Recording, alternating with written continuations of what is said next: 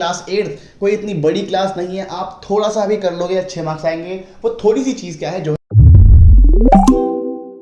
तो हेलो दोस्तों, कैसे हम बात करने वाले हैं how to score good marks in SST कि अगर आप एसएसटी में अच्छा स्कोर नहीं कर पाते हो तो कैसे आप क्या टिप्स फॉलो करके एसएसटी में अच्छा स्कोर कर सकते हो। तो सोशल साइंस एक ऐसा सब्जेक्ट है जिसमें आपको काफ़ी लिखना पड़ता है और काफ़ी बच्चों के मार्क्स इसमें कम आते हैं। तो अगर आप क्लास 8 में हो तो आपको क्या बेसिक टिप्स फॉलो करनी चाहिए जिससे आप आराम से अच्छा स्कोर कर पाओ, 100% स्कोर कर पाओ। ठीक है, क्लास 8 में हो, एसएसटी में स्कोर करना काफ़ी आसान है, बस कुछ टिप्स को फॉलो करना है। वो टिप्स क्या हैं उनके बारे में बात कर लेते हैं। तो पहली टिप्स जो सबसे इंपॉर्टेंट है, और वो क्लास 8 हो, 9th हो, 10th हो, कोई भी क्लास हो, आपको बहुत काम में आने वाली है।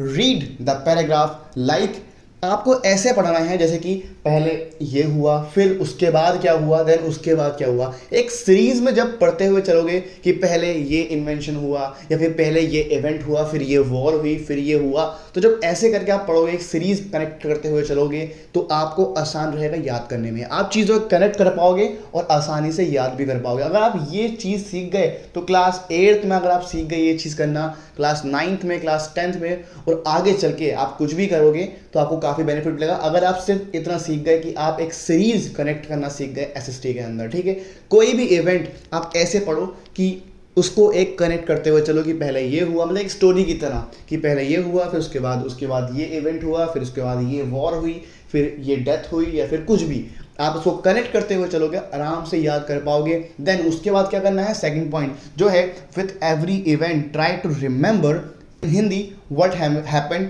इन दैट इवेंट। उस इवेंट में क्या हुआ हिंदी में याद करने की कोशिश करो कि मदर टंग है उसमें करने की कोशिश करो। तो जब हिंदी में आपको समझने में आसानी होगी, तो आपको मैंने समझाया कि आप स्टोरी समझने की कोशिश करेंगे कि पहले क्या हुआ उसके बाद क्या हुआ, तो ये बेटर किस में हो पाएगा, हिंदी में ही हो पाएगा। हिंदी में आपको वो स्टोरी याद रहेगी। देन उसके बाद क्या करना है, जो भी आपने हिंदी में समझा है एग्जाम में उसी को ही ट्रांसलेट करते हुए लिखना है इंग्लिश के अंदर। ठीक है, अब ये काफ़ी आसान रहेगा, इसमें आप जितना चाहो उतना लिख पाओगे क्योंकि आपको पूरी की पूरी स्टोरी पता है। स्टोरी पता है तो जितना चाहो 1 मार्क्स में हो, 2 मार्क्स में हो, 3 में हो, 5 में हो, जितना चाहो ट्रांसलेट करते करते करते करते पूरी कहानी लिख सकते हो। बट उसमें सिंपल ये रहेगा कि आपको डेट्स याद होनी चाहिए, तो डेट ज़रूर याद कर लेना। अगर डेट याद होंगी तो आराम से आप कोई भी इवेंट, कोई भी वॉर, कोई भी कुछ भी आ जाए एसएसटी के अंदर सब लिख पाओगे। ठीक है ना, तो इतना कर लेना है सिंपल, आप आराम से लिख पाओगे। उसके बाद है the most important part in the exam, right point wise. आपको पॉइंट वाइज लिखना है। पॉइंट वाइज का मतलब क्या है कि आप पॉइंट करके लिखोगे, पहले ये हुआ, फर्स्ट पॉइंट बना दो उसको, उसके बाद क्या हुआ उसको सेकंड पॉइंट बना दो। तो जब आप ये first point then second point ऐसे करके पॉइंट बना के चलोगे तो वो दिखने में आसान लगता है। जब एग्जामिनर देखता है तो उसको समझने में ईजी लगता है, अच्छे मार्क्स भी देता है और आपके अच्छे मार्क्स आ भी जाते हैं। ठीक है, तो पॉइंट्स वाइज लिखना है। अगर वो ज़्यादा मार्क्स का है उस पर हम बात कर लेते हैं। अगर वो 5 मार्क्स का है तो आप कोशिश करो कि 5 पॉइंट्स लिखो। अगर 3 मार्क्स का है तो 3 पॉइंट्स लिख दो, लेकिन पॉइंट्स का मतलब ये है कि आप उन पॉइंट्स को थोड़ा बहुत एक्सप्लेन भी करोगे।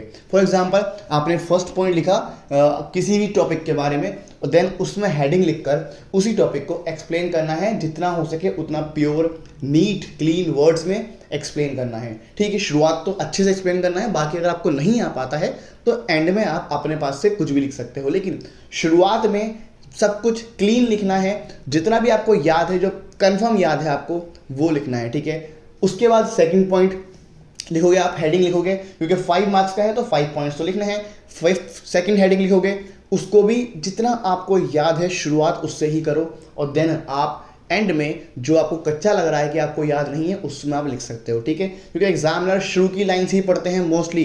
ठीक है, और वो आपको उसके मार्क्स दे देते हैं, लेकिन ऐसा तब करना है जब याद नहीं हो। अगर याद है तो कोई ऐसा तुक्का लगाने की ज़रूरत नहीं है, तब आप आराम से पूरा क्वेश्चन नीट क्लीन और अच्छे से कर आओ। ठीक है, ये बात हो गई।